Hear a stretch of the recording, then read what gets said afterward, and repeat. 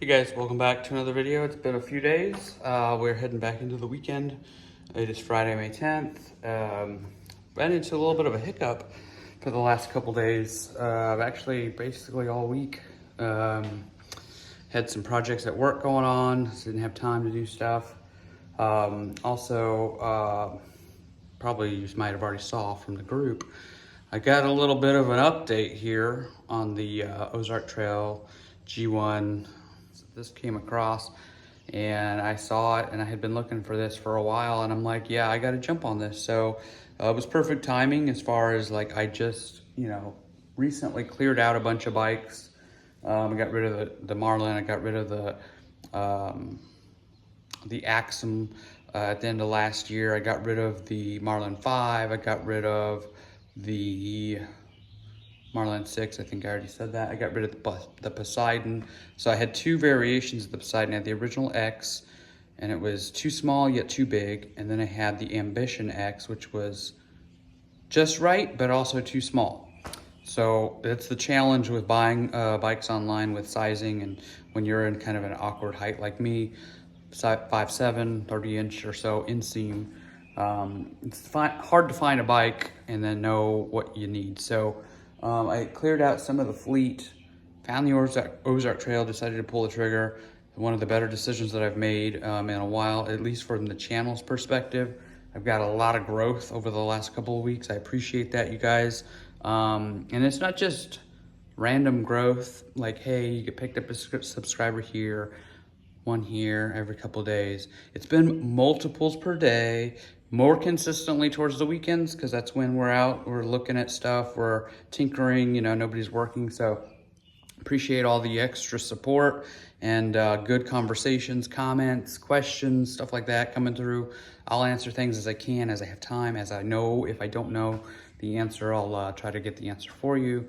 Somebody asked for links for stuff. I'm working on that. It's, like I said, I've been really busy with work, and then when I do get a little bit of free time, I'm fiddling with this because I've been needing to piece some stuff together. I needed a brake adapter. We'll take a look over here at the bike. I needed a flat mount to post mount, or a post mount to flat mount adapter. I did take a weight after all of this so I can get this out of the way and not have to worry about trying to remember. 24.8 pounds is my final weight since I've done everything that I've done.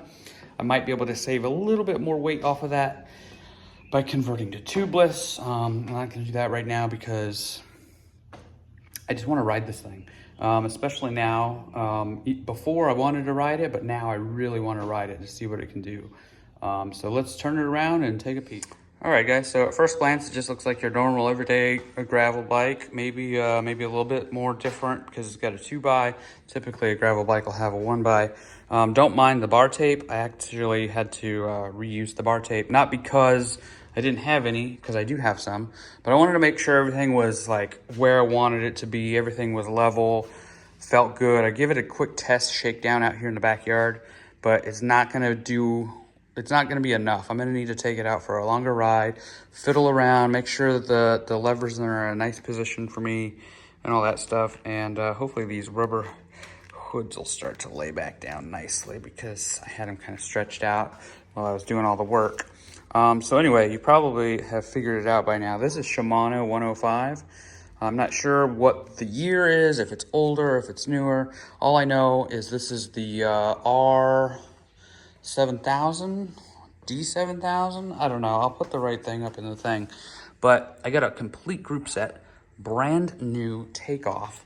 So brand new, it still has that factory green grease up in the back there and the spring. So apparently this guy bought a bike, but he only bought it for the frame. And he decided to swap over his own components over to it. So he must have had some kind of high-end group set that he wanted to put on there to completely strip off from a new frame. A Shimano group set 105, hydraulic brakes.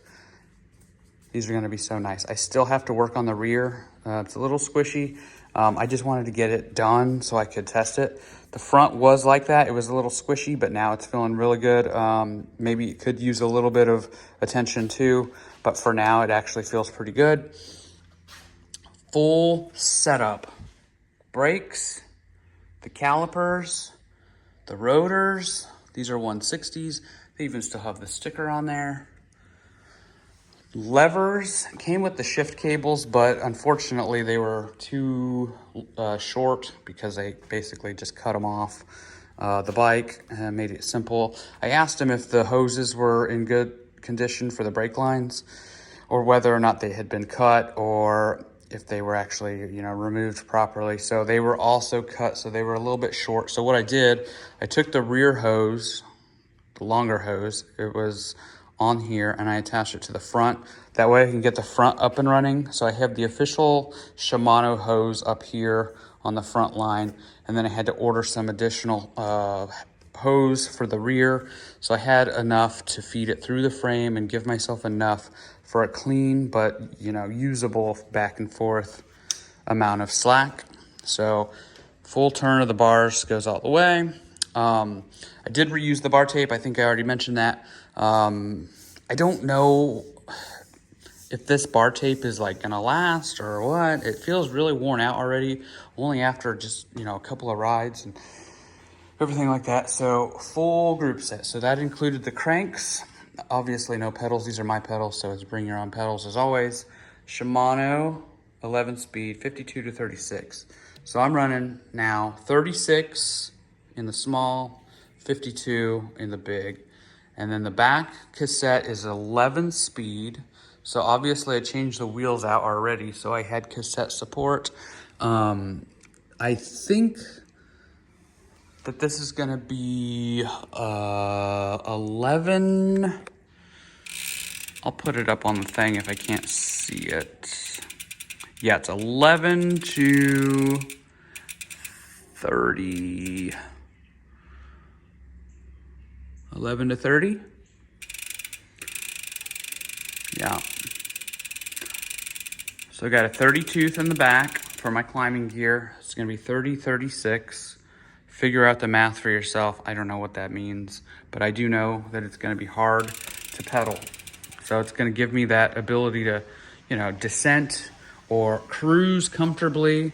And with 11 different speeds here, this is gonna be the highest group set that I've had on like this type of bike. My Damani was a 9-speed, I believe, and that was 1134 or 1128. I don't remember. But anyway, I had to also get a master link because that wasn't included. So I got this cheesy little gold master link to connect the chain. So far it seems pretty good. I've kind of shifted through all the gears. I'm getting a little bit of jumping on some of these lower gears, so I think I just need to fine tune the barrel adjuster there, and then it should be good to go. And then the other thing that was a challenge, I needed a post mount to flat mount adapter. So post mount, flat mount brakes. This is the adapter. And this was actually, I ordered the wrong thing of this too. So another case of, you know, ordering stuff too late. This is for a plus 20, so it's good for a 180. Luckily, I had this 180 on hand, which that fits good in there now. So I might even have room. I can't see it so tight. I might even have room for a 203. I may try it, may not, I don't know. But the brakes are quiet now, so I'm gonna run this disc in the meantime until I can order a proper, I guess it would be plus 0 rise adapter. If I can find something like that. I don't know if that exists, it probably does. But this is a 180 in the back, which will be good for now. Cranks, brand new. And then again, everything else that I've already done that you guys have seen. So I'm gonna ride this around, bed in those brakes a little bit, see what needs some fine tuning, double check that cassette. But that's gonna be it for now.